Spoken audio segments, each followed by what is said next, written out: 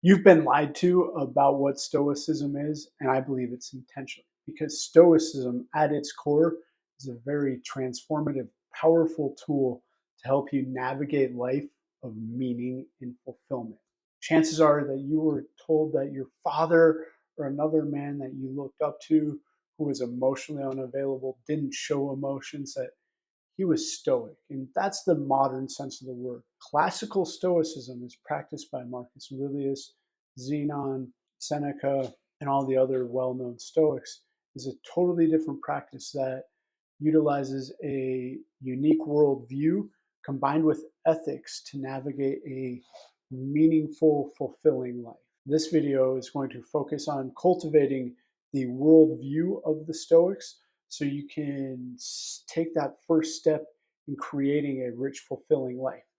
It's important, however, that you don't skip the follow-up video for this with the ethics, because if you just use the worldview and you don't combine it with ethics, it can lead to some not so good practices, and you're not going to end up feeling as spiritually fulfilled in the end. The classical Stoics believed that most human suffering was based off of our perception of reality, and that in the grand scheme of things, our individual perspective wasn't really reflective or indicative of what was really going on in life, and that the root of all of our suffering was our own thoughts. So, to avoid this, they encouraged four practices. The first being the dichotomy of control, the second being memento mori, the third being amor fati, and the fourth being looking from a higher view. We're going to break those down. The dichotomy of control. This is a key component and one of the most well-known parts of classical Stoicism. Most people who dive into Stoicism kind of get to this point and kind of stop there, but even this in and of itself is super powerful. And basically, events in your life can be categorized in two ways: things that you can control and things that you can't control. If you can control it, do something about it. If you can't control it, why waste your energy worrying about it? And that concept right there is super powerful and liberating and can help you take your life into a more meaningful, purpose driven direction with just that alone. However, combined with the other three practices to enhance your worldview, it's going to greatly reduce suffering in your life. The second one is memento mori, or remember that you must die. And it may seem morbid. We live in a culture that fears death. Up until very recent times, though, death was accepted as part of life. And when we acknowledge the fact that we're going to die and we think about that daily, it's a great practice to think about it every morning. Life becomes very vibrant and you stop worrying about trivial, mundane BS and you focus on the things that really matter. Um, so I highly encourage you to contemplate this daily. Like, I will die. How am I going to use my time today? Today is a gift. Things are going to be more vibrant. You're going to pay more attention to the things that matter. And the things that don't matter, they're gone, right? So that in and of itself is awesome. It's very similar to how the samurai lived. They were able to fight so courageously and so boldly because they acknowledged the fact that they were already dead.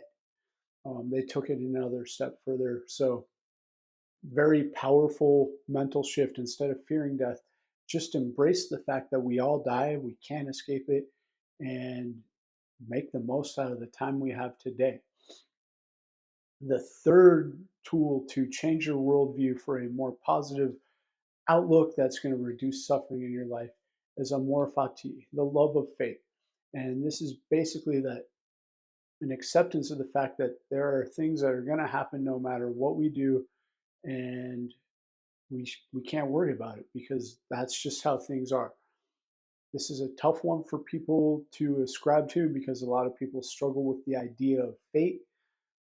Most ancient cultures believed in fate, and that even if you don't think things are predestined on a divine level, the actions of our past, the actions of our parents, they definitely set certain events up for a future that are unavoidable.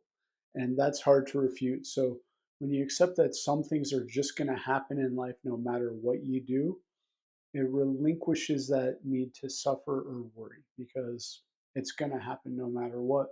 It's how you deal with it that really matters in the long run, how you choose to look at it. And it goes back to the dichotomy of control. Some things are in your control, some things are out of it. The last piece of the puzzle for changing your worldview for to eliminate suffering in your life is looking at things from a large picture. And it's very easy for us to get caught up in the everything revolves around me thing. Even when you interact with someone who's a jerk, it's easy. Why were they so rude to me? Maybe they're having a bad day. They're an individual as well. It's not all about you, so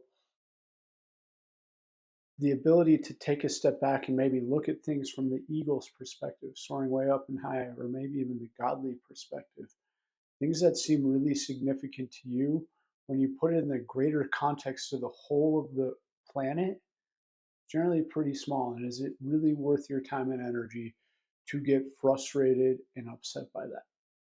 When you combine those four tools together, it's going to greatly mitigate the amount of things that you perceive as being bad or wrong in the world. Because most things are out of your control. They are what they are, and it's up to you to move forward. So, why would you choose to be upset about things that you can't control? Why are you going to say you're a victim? Do something and move forward meaningfully and productively. When you do so with the four virtues that I'm going to highlight in the next video, you become almost unstoppable. And it's a great way to become emotionally well regulated and possibly the highest state of emotional regulation there is.